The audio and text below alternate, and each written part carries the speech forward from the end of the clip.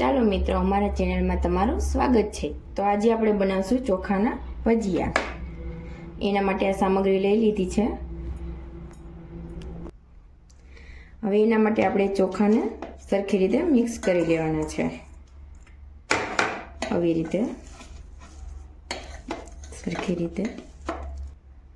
ચાલો એના માટે આપણે આ બધી સામગ્રી લઈ લીધી છે। ડુંગળી, મરચું, અદરક લસણ પેસ્ટ, મીઠું સ્વાદ અનુસાર, લીલા ધાણા, ચણાનો લોટ, હળદર, ધાણા જીરું પાવડર, હિંગ, મરચું પાવડર। હવે આપણે આમાં બધું ઉમેરશું। લીલું મરચું, ધાણા,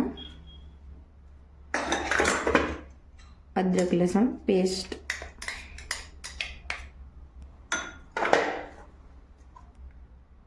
હળદર પાવડર,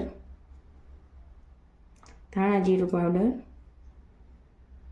હિંગ, લાલ મરચું પાવડર અને મીઠું સ્વાદ અનુસાર। હવે આ બધું સરખી રીતે મિક્સ કરી લેવાનું ચોખા સાથે। ચાલો બરોબર મિક્સ થઈ ગયું છે। હવે આપણે એમાં ચણાનો લોટ ઉમેરશું।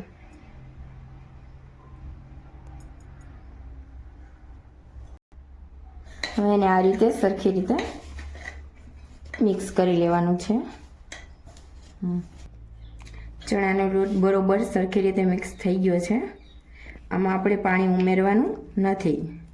હવે આપણે આમાં ડુંગળી ઉમેરશું। એને બરોબર સરખી રીતે મિક્સ કરી લેશું।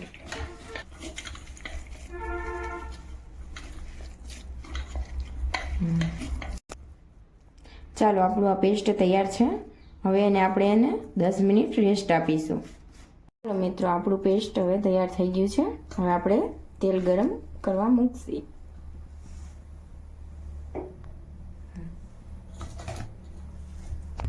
ચાલો મિત્રો, હવે આપણું તેલ ગરમ થઈ ગયું છે। તો આપણે એમાંથી 2 ચમચી તેલ ગરમ આપણી પેસ્ટમાં ઉમેરશે। હવે એને સરખી રીતે મિક્સ કરી લેવાનું છે। ચાલો આપણું તેલ ગરમ થઈ ગયું છે। હવે આપણે આ રીતે ભજીયા ઉમેરશું।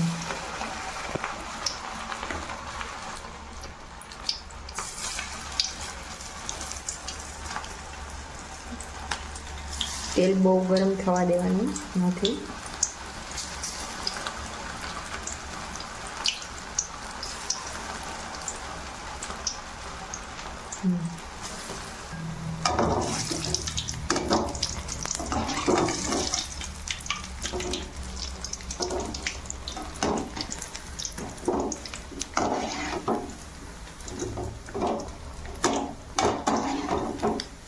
આપણે આ રીતે પકવવાના છે, બ્રાઉન થવા દેવાના છે।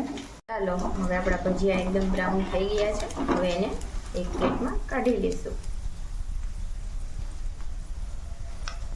આપણા ભજીયા તૈયાર છે।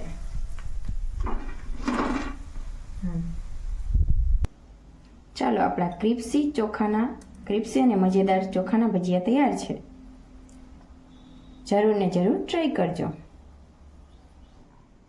અમારો આ વિડીયો પસંદ આવ્યો હોય તો અમારી ચેનલને લાઈક, શેર અને સબસ્ક્રાઈબ કરી દેજો।